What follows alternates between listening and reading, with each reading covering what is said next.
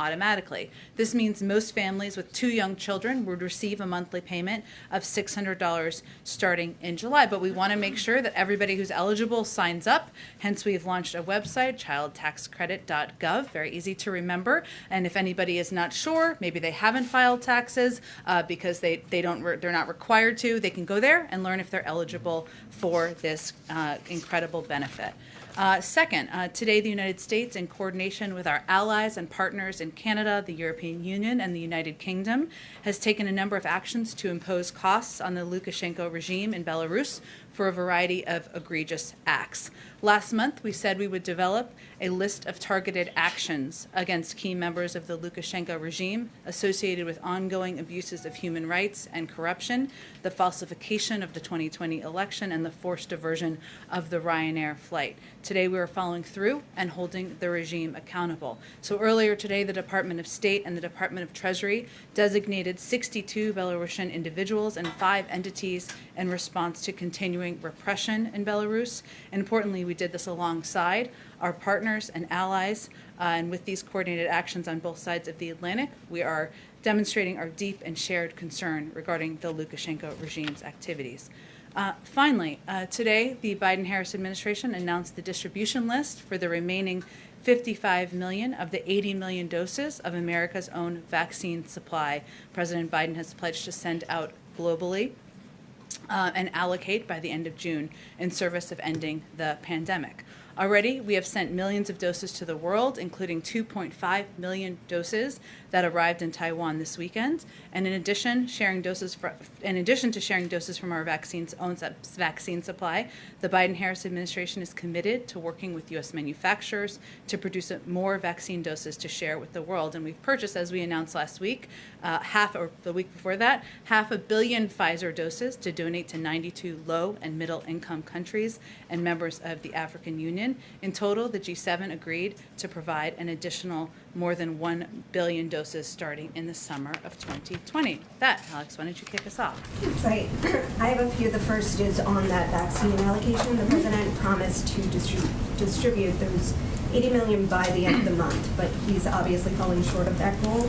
So is there any indication that the red tape in this distribution is costing lives at this point? Why is it taking so long? Well, first, let me say we're committed to allocating those doses. We've done exactly that. What we found to be the biggest challenge is not actually the supply. We have plenty of doses to share with the world, but this is a Herculean logistical challenge, and we've seen that as we've begun to implement. So, as we work with countries, we need to ensure that there's safety and regulatory information is shared. Some supply teams need needles, syringes, and alcohol pads. Transportation teams need to ensure that there are proper temperature storage, prevent breakage, and ensure the vaccine immediately clears customs. So this has not, as you all know, been done before. Sometimes it's even language barriers that occur as we're working to get these doses out to countries. So we have announced today where these doses are going. We will continue to announce as they land on the ground and as they are being shipped, and we're looking forward to doing that as quickly as possible. And on infrastructure, the latest compromise, you said earlier today the president needs to see more details. What details does he need to see? Was he not able to take a look at the package this weekend? And one of the issues you've obviously raised are pay-fors. So gas tax aside, that being a non-starter, what pay-fors would the White House be open to? Specifically, some have raised potentially using leftover CARES funds or funds from the December COVID package. Would those be feasible? And do you want to see the package ultimately fully paid for? Well, first let me say that the president's pledge was not to raise taxes on Americans making less than $400,000 a year. And the proposed gas tax or vehicle mileage tax would do exactly that. So that is a non-starter for him. I'd also note, for the mathematicians in the room, that only raises $40 billion, which is a fraction of what this proposal would cost. The president has proposed a range of ways to pay for this package, including ways that would not violate the red lines the Republicans have put forward. One of them is ensuring the highest, wealthiest individuals in this country pay what they're supposed to pay as it relates to taxes, additional tax enforcement, which would raise a great deal more by multiples of what the gas tax would raise, and it would fall on for predominantly wealthy Americans and just ensure they're paying the taxes they owe. So that is an area where we feel there should be an opportunity to move forward. And as it relates to details, of course, there needs to be ongoing discussion. There will be over the coming days. Rapidly, I expect to have conversations this afternoon, tomorrow. We'll read those out as those happen, provide information to all of you, and we're eager to get those continued. Is the White House open to using those leftover funds to fund the ultimate bill?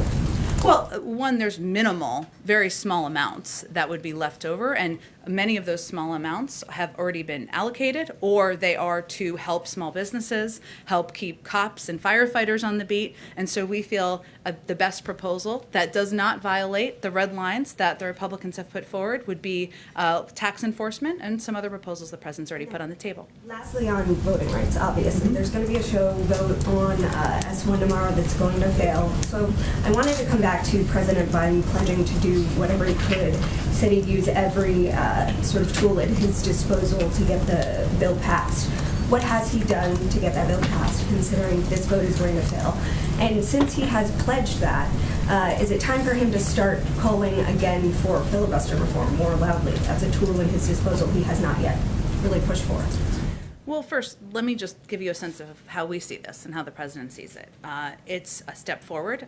We don't expect there to be a magical 10 votes. I'm not suggesting that. But just 2 weeks ago, there were questions about whether Democrats would be aligned. We certainly hope that will be the case tomorrow. It's important to remember that this has been a 60-year battle to make voting more accessible, more available to Americans across the country. And our effort, the president's effort to continue that fight doesn't stop tomorrow at all. This will be a fight of his presidency. In terms of the steps he's taken, he's had conversations, obviously, with members about supporting this legislation, including Senator Manchin, as you all know, over the last couple of weeks. And he will continue to advocate. He's also asked his vice president, or agreed with his vice president, that she will be in charge of this effort moving forward. It doesn't stop. This is an important piece of it, the federal legislation, more work to be done, but it doesn't stop with that. There's work to do in the states. There's work to do with voting groups. There's work to do to empower and engage legislatures, and that's something that will also be part of her effort. And as it relates to the filibuster, I don't think you have to take it from us. That would be Congress moving forward or making a decision.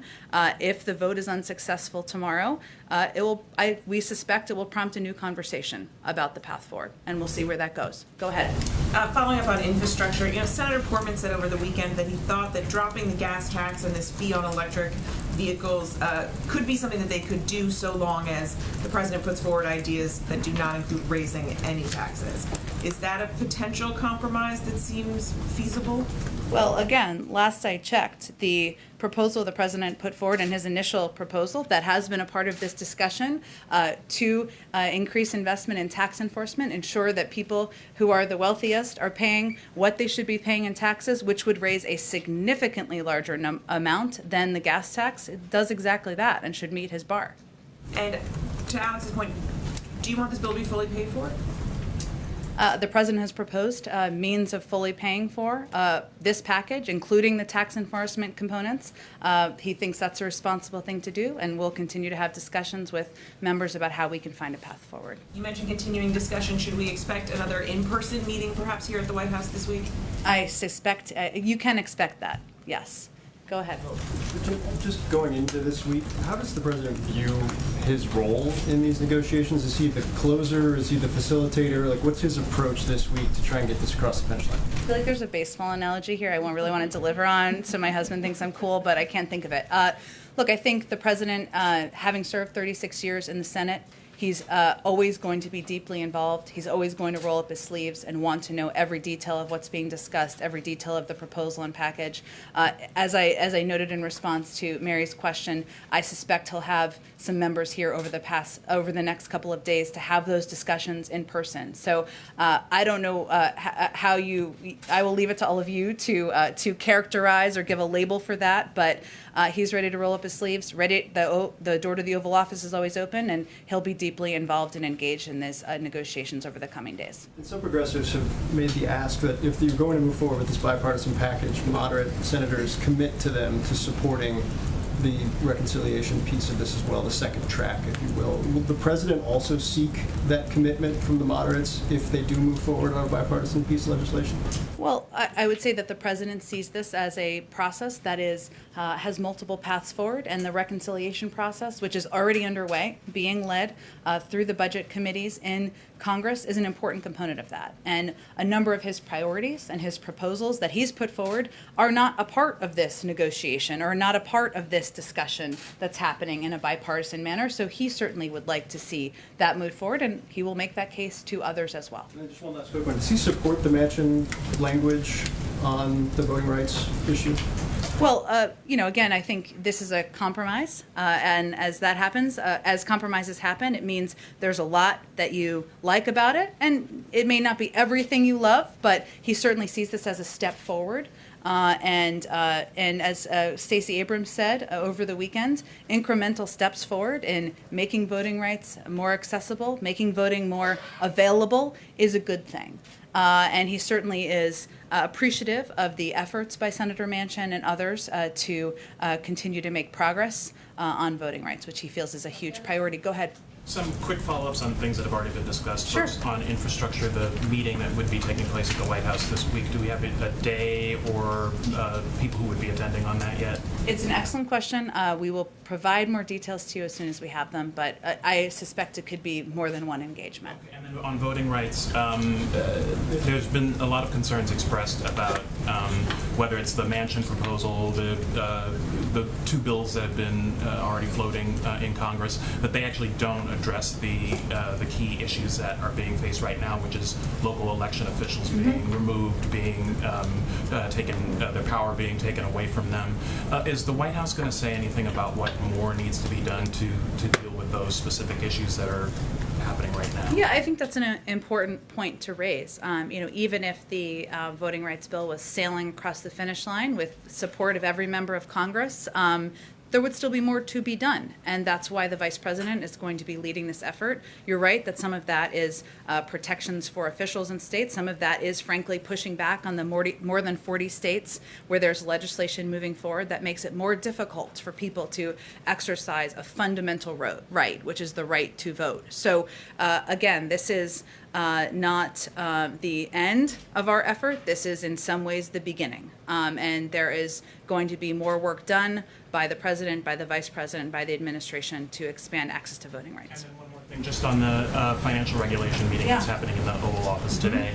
There were a number of issues that I didn't see on kind of your readout of what was going to be discussed at that meeting. We know it could be anything from the Federal Reserve signaling interest rate hikes to the role that meme stocks are playing in financial stability. Just anything. I mean, are those issues going to be raised, and what more is going to be just focused on? Well, we'll provide a readout of the meeting when the meeting concludes. I would note that it is a routine meeting, and most presidents meet with their financial regulators.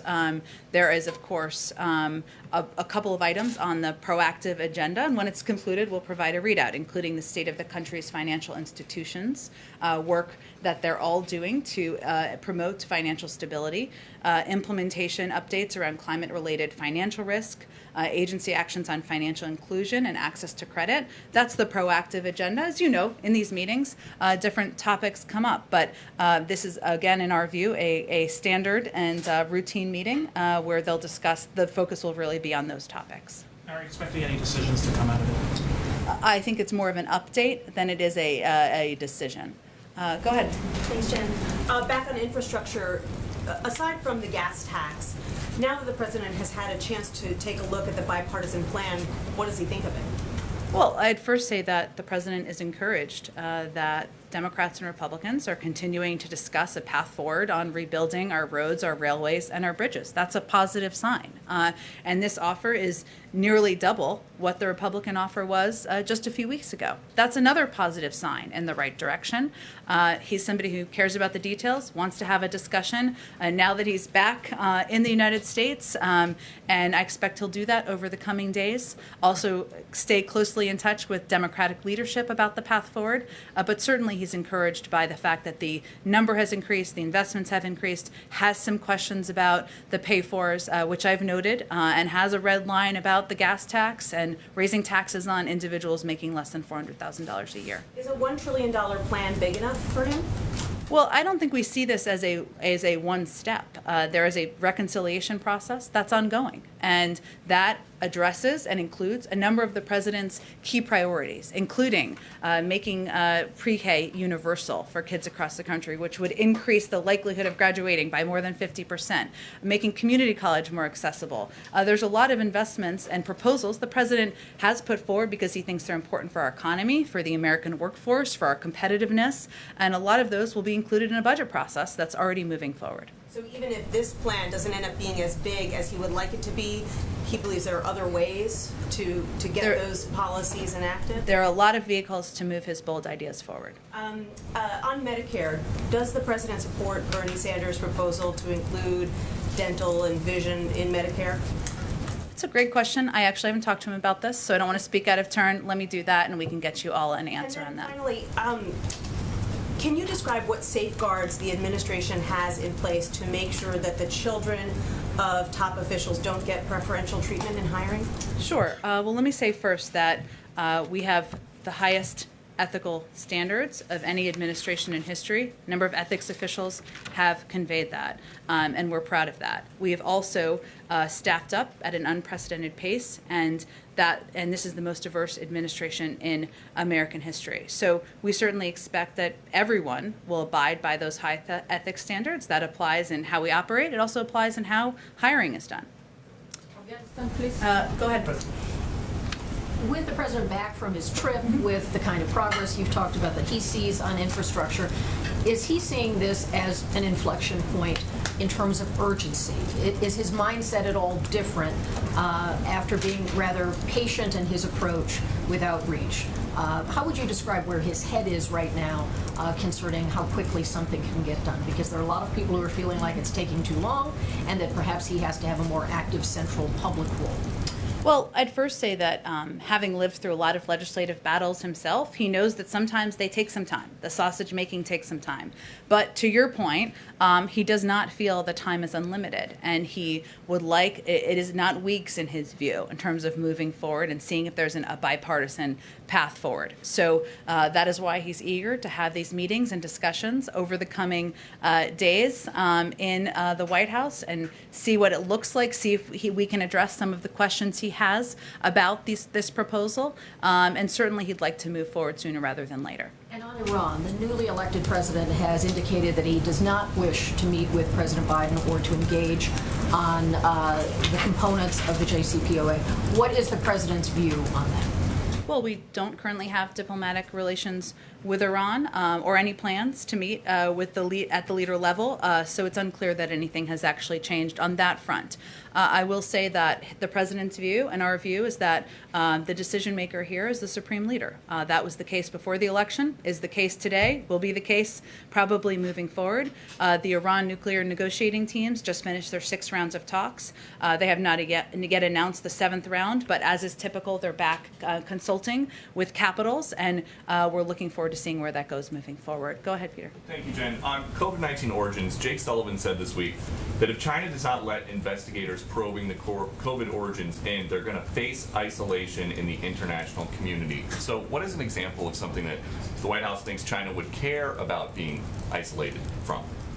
Well, I would say that, as you know from covering the trip, last week there was a great deal of calibration around in the global community among the world's largest democracies, the world's most important security partners, about how we were going to work together to address the rising economic power of China and concerns where we have concerns, which the lack of transparency is certainly one of them. So I think what the president and what Jake Sullivan were referring to is the global community has taken notice. We're going to work together to exercise the necessary pressure on China to be a participant and to provide transparent data and access in this case. And China wants to have a role in the global community and global conversations, and certainly they would take note of that. And so the White House's position would be that isolation from the international community is more of a deterrent than, say, sanctions and threatening sanctions or some other form of punishment. I think the point that Jake was making is that China wants to be seen as a power in the world, as a central actor in the world, and they are not looking to have the global community align against them. And then on infrastructure, Bernie Sanders is pitching a reconciliation package that's up to $6 billion that includes some of the president's other priorities. Trillion. Sorry, $6 trillion. It's a lot more money that way. I'm just here to get you the accurate info. Thank you very much. If something $6 trillion big makes it to the president's desk, would he sign it, or is that too big? Well, first, we're not quite there yet. And I would also note that the president has put forward a way of paying for these proposals, including what he feels are necessary reforms to our corporate tax system, and asking the individuals, the highest income individuals, the top 1%, to pay more. And he's put a range of ideas out there on the table and proposals out there on the table. We're going to have discussions with Congress about what it looks like, what Democrats are comfortable with as well. There's a range of views in the Democratic Party as well, but we're not quite there yet. And the last one, a dozen or so states have now ended the federal unemployment benefits, the extra unemployment benefits. A couple more states are going to do that in coming days. Does the White House think that the governors who are ending these extra enhanced unemployment benefits before they expire are doing the right thing or the wrong thing? Well, we have continued to implement or continuing to advocate to implement these unemployment benefits for the remainder of their tenure, which is just a couple of months. We don't actually know, because the data doesn't exist yet, what the impact of the implementation in these states is. Our view is that American families, there are still millions of people out of work. They still need a little bit of extra assistance. We also don't think that these benefits should be never ending. Hence, they're going to expire in early September. So we know governors are going to make their decisions. We continue to believe that with more than 7 million people out of work, that there's still additional assistance we should give to the American public. Why don't you go ahead after you said Afghanistan? Thank you very much. My name is Nazira Azim Karimi. I'm an Afghan freelancer journalist. As you know, President Ghani and Dr. Abdullah will travel on Friday to the White House, to Washington, and visit with President Biden. What will be the main topic that President Biden will discuss with both of them? And also, Taliban continues their attack in Afghanistan even today. White House has any plan to invite Taliban to convince them to make a ceasefire in Afghanistan, because Afghan people, they are really tired. Afghan and emotionally, we are in a bad situation. Understood. Well, I know that President Ghani will be here in the United States on pre-planned travel to New York, I believe, and of course the President looks forward to welcoming him to the White House for a meeting on Friday. And I expect their focus of their conversation will be to continue to discuss how we can work together to ensure that Afghanistan never again becomes a safe haven for terrorist groups who pose a threat to the U.S. homeland, how we can work together to continue to implement the humanitarian assistance, other assistance that the United States remains committed to, even as we work to draw down our troops. Go ahead. Thank you, Jen. Just two questions. One, in the wake of the Supreme Court ruling on the NCAA and college athlete compensation, does the White House believe that there should be federal rules or some kind of federal standard governing college athlete compensation, or is that a decision that the administration believes should be left up to states? Let me just first say on the ruling that our view is that, of course, NCAA student athletes work very hard, both on the athletic field and in the classroom. I'm a retired one myself, and today's decision recognizes that, as with all Americans, their hard work should not be exploited. And the president believes that everyone who works should be compensated fairly for his or her labor. In terms of specific regulations, it's an excellent question. This is obviously a new ruling. I'd have to talk to our policy teams about that and where we might stand. And just one on COVID-19. Based on the current projections, it does not look like the president's July 4th target of getting 70% of the population at least one dose of the vaccine will be met. Of course, the administration has tried to incentivize vaccinations along with corporations and other partners. What else can the White House do at this stage to try and change the trajectory of vaccination rates? And what are the concerns of missing that target in terms of the president's desire to get back to normalcy?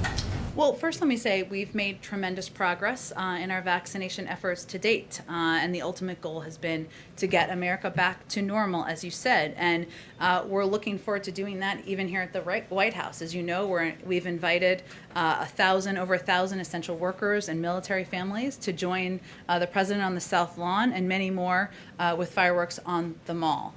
What we've seen over the course of the past couple months in terms of progress is a massive reduction in the number of COVID cases by about 90%, a 95% reduction in the number of deaths that are down. That's significant progress.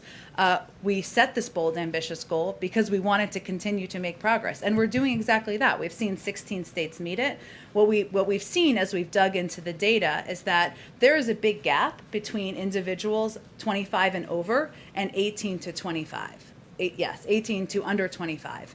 That means that's an area we need to continue to work on. Now, regardless, even if we do sail past the 70% goal, we're still going to be vaccinating people on July 5th, on July 7th, on July 10th. That is still going to continue to be part of our objective. But as we dig into the data, we know that what we're seeing is a lower rate among young people. That's concerning, especially with the Delta variant being on the rise as it is, which does not discriminate by age, which still could cause death, serious illness. I expect in the coming days you'll get an update from our COVID team on where we are on the data and the different categories as they dig into it, so I don't want to get ahead of them, but we're going to continue to run through the tape. We're also going to continue to be focused on where we can raise the rates and raise the numbers where we see there's a lower uptick of vaccination. Go ahead. Thanks. I think there's a fly on your head. Oh, thank you. Oh, thank you, guys. At least it's not a cicada. I swear, those things are. Okay, but I do have actual questions. I appreciate it. I was like, is there breaking news? But there you go. Okay. Yeah. So, I mean, you're talking about the voting rights vote. There's supposed to be a test vote tomorrow. That is expected to fail. When you look at right now, the prospect for voting rights is not very high to get something through Congress as things stand right now. So what I would like to know is if you can say specifically what the White House plans to do if you cannot get some type of federal action. I know you said that there are a lot of other things. You look at this as the beginning of the process, but ultimately on an issue as fundamental as voting rights, if you cannot get federal action, what is left for the White House to do? Well, I don't think we accept that.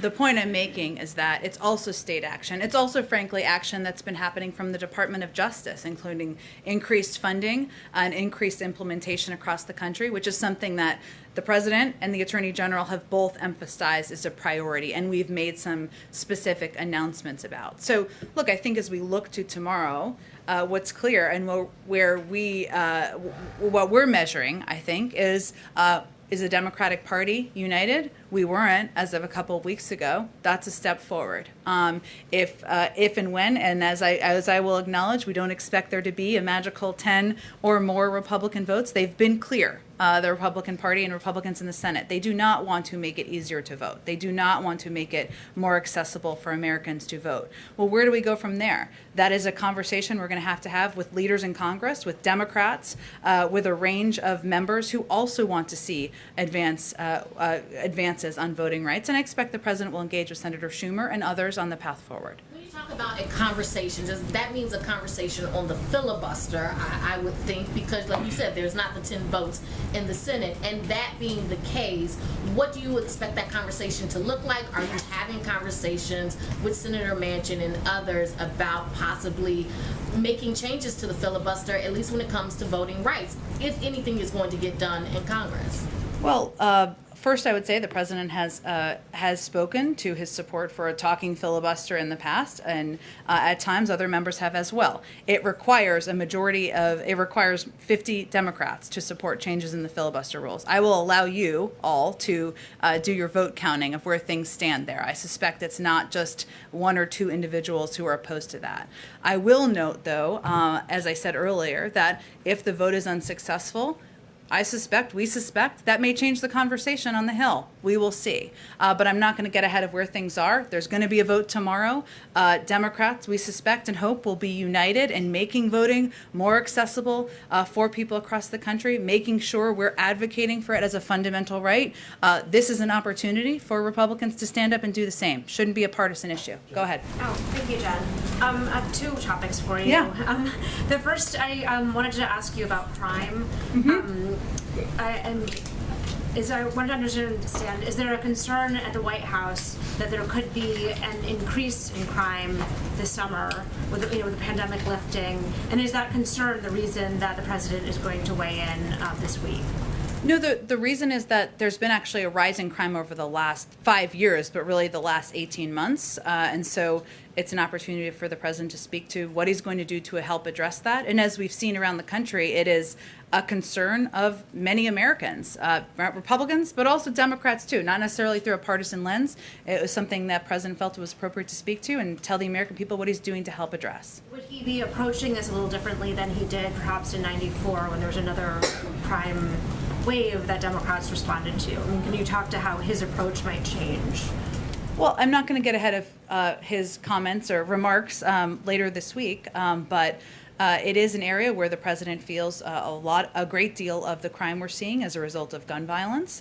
You can expect he'll speak to that and his commitment to continuing to address gun violence and gun safety in the country. And certainly a long time has passed since the crime bill in '94. He's spoken himself to differences, things he would stand by, things he might do differently. But I wouldn't see this as a response to that as much as a conveying to the American people what he's going to do now to help address the rising crime we've seen over the last year and a half. And I just wanted to follow up on Bill's question Sure. from earlier about the Manchin compromise that had been floated. Just if you could talk specifically about his idea, or if you could speak specifically to the administration's position on allowing or requiring some form of voting ID when people go to the polls. I think the president's looking, I'm not going to go through different individual pieces of the package. It's a compromise. The president, there are components of there, of course, that I think universally among most Democrats in the country, an extension of early voting, making Election Day a law, we would support. This is a step forward. It should be seen as an incremental step forward. We'll see what's the next step in Congress. Jen? Go ahead. Jen, thank you.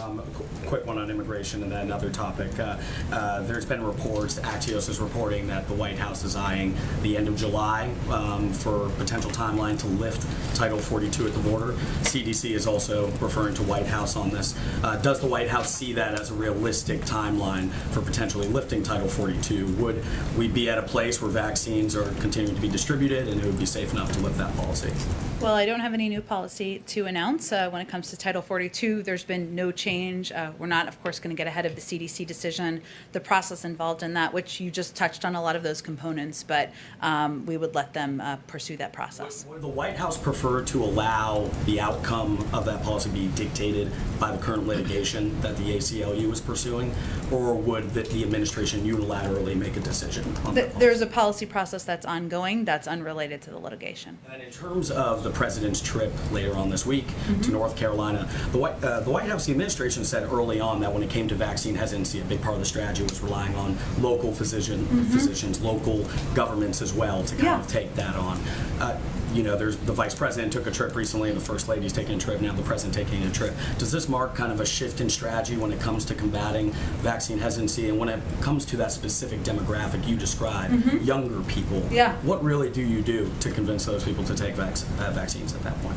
Well, first I would say no. Where we've invested our funding is in empowering local trusted voices, whether they're doctors or clergy or civic leaders. That continues to be the case.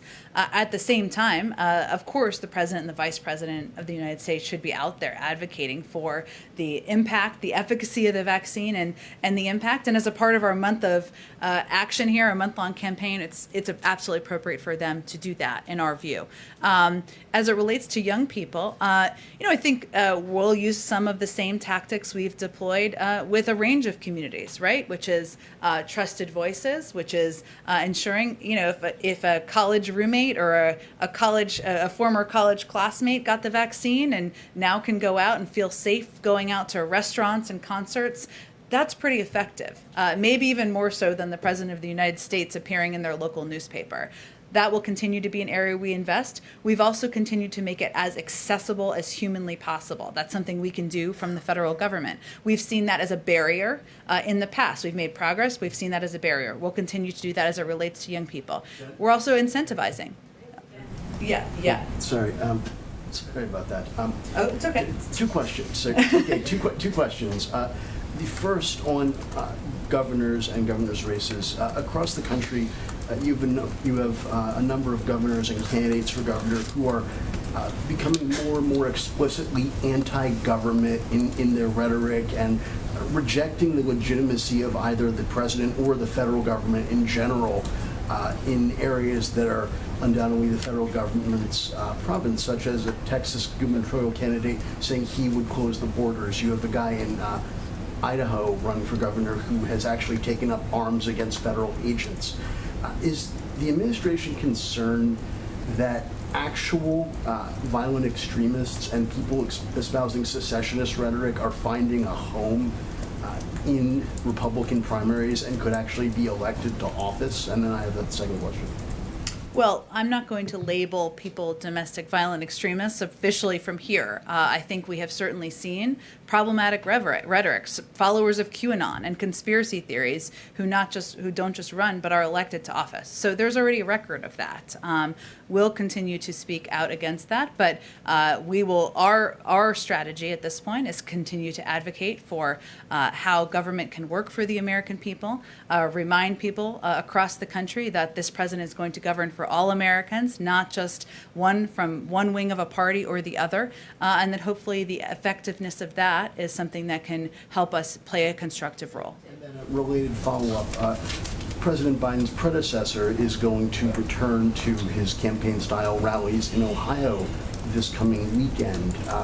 Has anyone from the administration reached out to Governor DeWine or anyone in Ohio's government about the possibility of violence resulting from his return to the trail? And is there any concern that him going back out there and continuing to insist that the election is fraudulent and that he actually won could result in people being hurt or killed?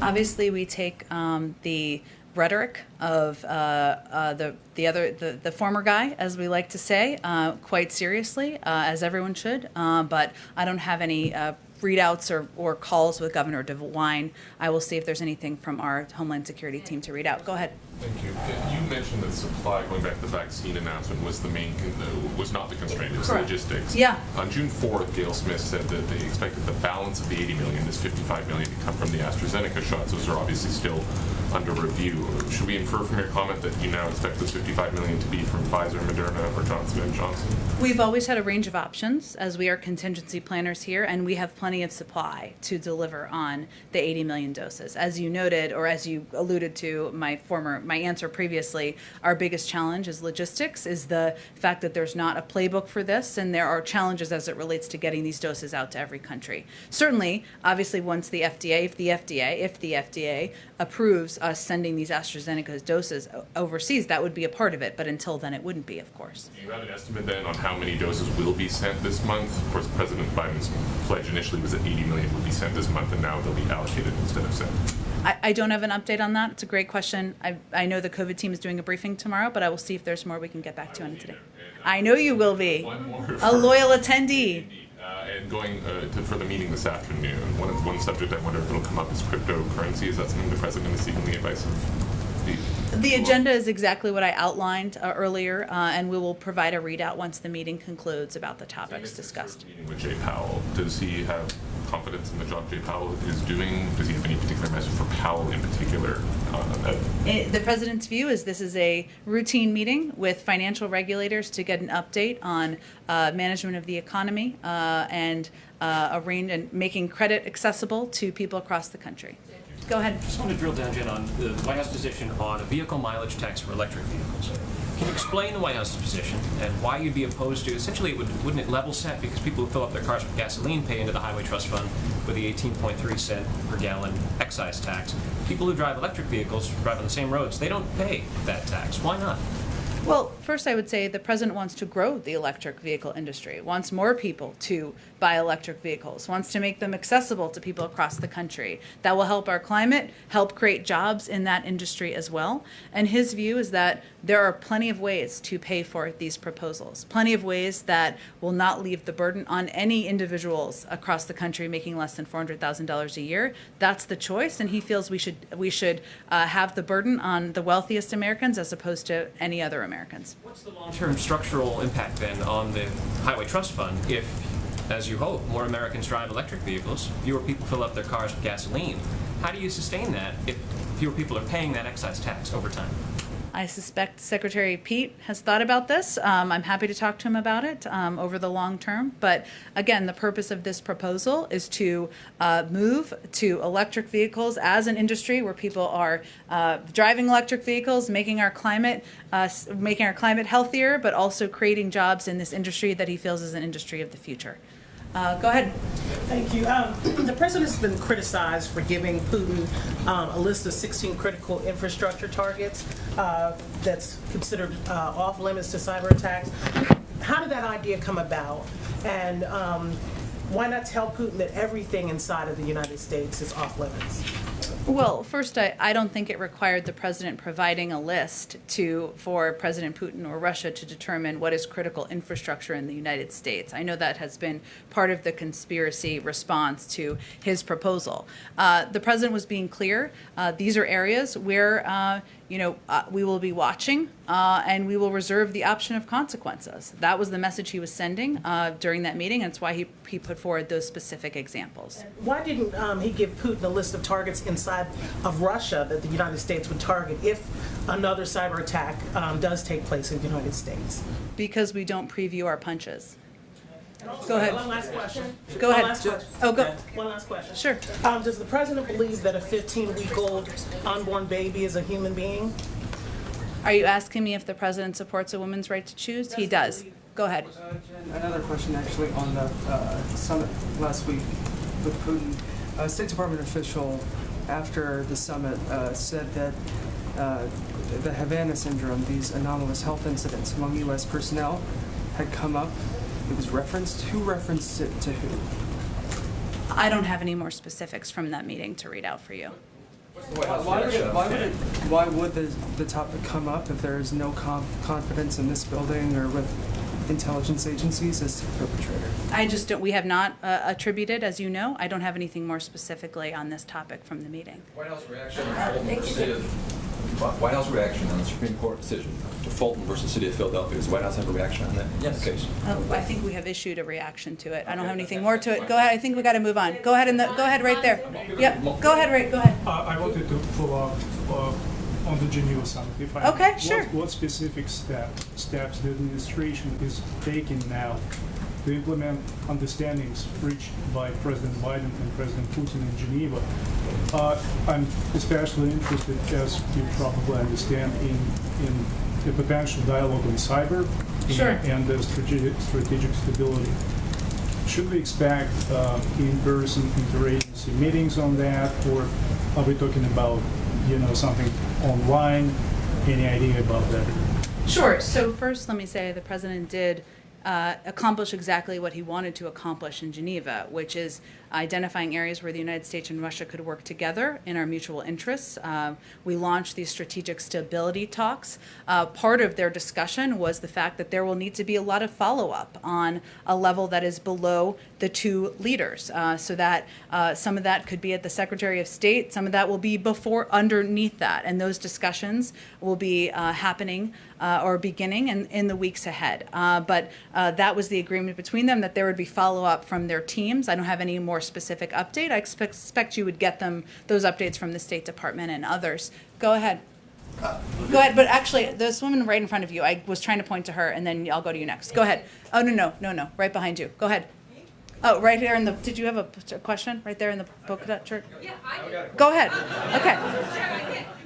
No, sorry. On the debt ceiling, there's Yes. going to be a fight coming up next month, and they've been known to be epic showdowns on debt ceiling. Yeah. So what is the president's stance on raising the debt ceiling, and if it cannot, no agreement can be reached, will the Treasury Department take extraordinary measures? The President believes that Congress will do what they've done 3 times during the Trump administration, which is to raise the debt ceiling.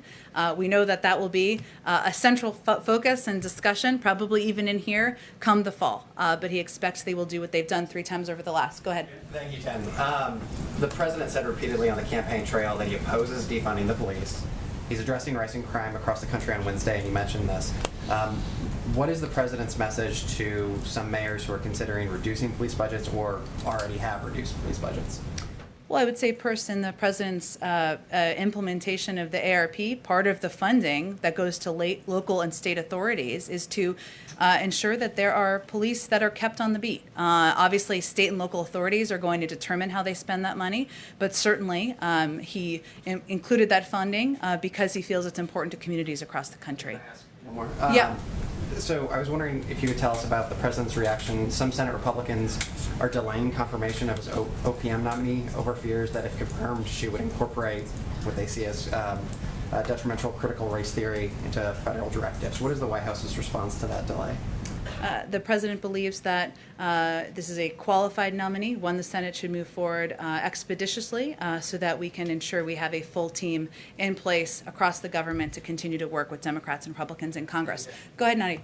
Thank you, Jen. Just to follow up on Iran, an EU negotiator said today that they cleared on certain technical issues, but they still have problems on a political one. And some sources in Vienna, indicating that they might reach a deal by the middle of July. Is this optimistic? What's your assessment of that? Can a deal be reached considering the election of the hardline president? Well, again, I don't have a new deadline to set here. As you know, because you follow this closely, they just finished their 6th round. It's natural that they would be returning to capitals, the negotiators, to consult with their capitals and leaders in their capitals. That's happening now. Our view is that there is a decision maker here and that has not changed, and it is the supreme leader. So we are going to continue to work to move these diplomatic negotiations forward because it's in the interest of the United States and the interest of our national security. But I don't have a new timeline to set for you. But that he's been the decision maker before the election, after the election, and even after an inauguration. Go ahead. Thank you. You announced sanctions against Belarus today, which include visa restrictions, property, assets designation, but previous reports suggested there would be economical targets, that the sanctions would be tougher. Why have you refrained from putting economic sanctions on Belarus, which would be more significant? Well, we just announced a huge number of sanctions in coordination with our European partners to send a clear message that the behavior is unacceptable. Not just the diversion of the Ryanair flight, but oppression of democracy within the country. And that's something, again, we did in coordination with our partners because we felt these would be the most effective means of sending that clear message. Go ahead. Why hasn't the president nominated anyone to lead the FDA at this point? I know this is a popular and understandable question. Certainly he's eager to have somebody who's qualified and prepared to take on the role, and he's not going to expedite it until he's ready to make a decision and make an announcement. Go ahead. Thank you, Jen. Yeah. The U.S. Conference of Catholic Bishops is writing a document to clarify who should receive communion.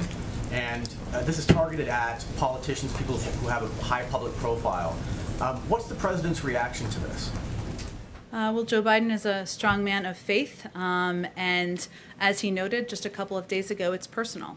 He goes to church, as you know, nearly every weekend. He even went when we were on our overseas trip. But it's personal to him. He doesn't see it through a political prism, and we're not going to comment otherwise on the inner workings of the Catholic Church. Statements by the bishops make the president reconsider his public support for policies that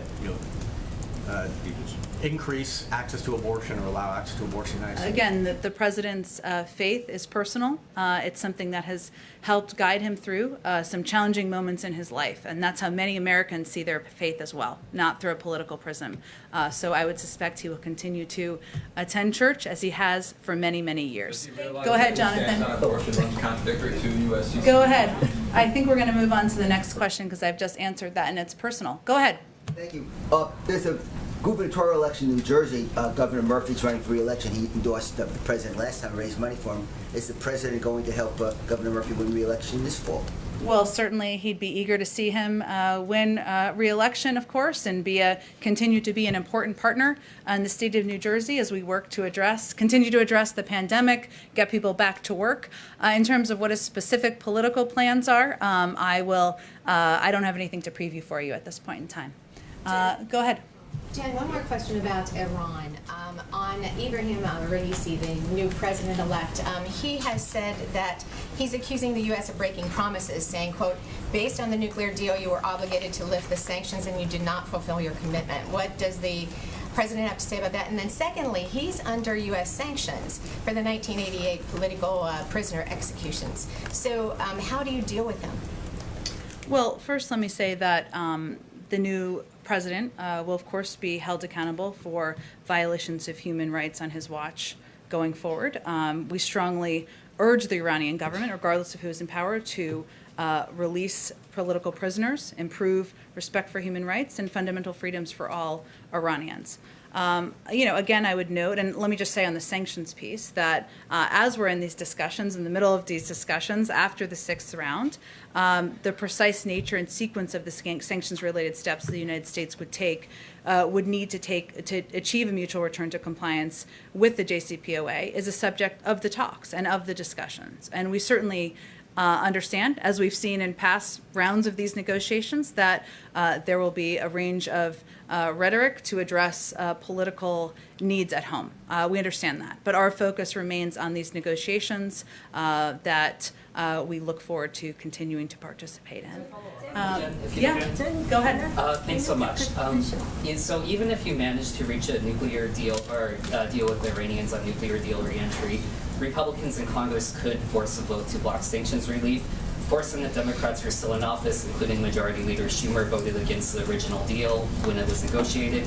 So are you confident you have the votes in Congress to relieve sanctions and re-enter the nuclear deal? Well, there isn't even a deal yet, right? So I understand why you're asking that question, but it's a little bit ahead of where we are. May we have a deal where we can have that discussion? The important case that we are going to continue to make is that Iran is not a good actor in the world on a range of issues, whether it's human rights or their engagement in the region. That continues to be the case and would be even after if we get to the point where we have a deal. But what is in the interest of the United States? What's in interest of the United States is having that return to visibility, that return to an understanding of what their capabilities are, how close they are to acquiring a nuclear weapon. We're not quite there yet. When we get to a point, if we get to the point when there's a deal, we're happy to have the discussion about the legislative vote count.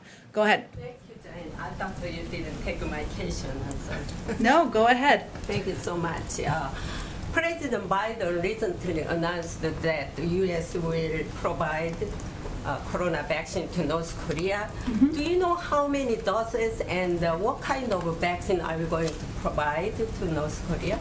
Well, we announced that we would be providing about 1 billion doses to the global community and the 92 countries working through COVAX for 75% of it, who are the lowest and middle income countries in the world. That's what we've announced, but I don't have any more details than that. Go ahead in the back. Oh. I think we're at an hour. Okay, we'll go to this last one since I just called on him, and then we'll wrap it up. Go ahead. Representing an audience that is quite different from this gentleman's, I'd like to repeat his question.